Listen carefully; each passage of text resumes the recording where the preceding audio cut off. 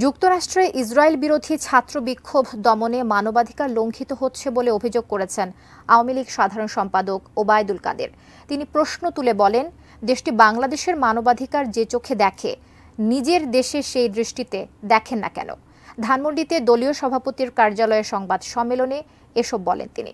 যুক্তরাষ্ট্রের সমালোচনা করলেও দেশটির সঙ্গে সরকারের বন্ধুত্বপূর্ণ সম্পর্ক রয়েছে বলেও জানান ওবায়দুল কাদের।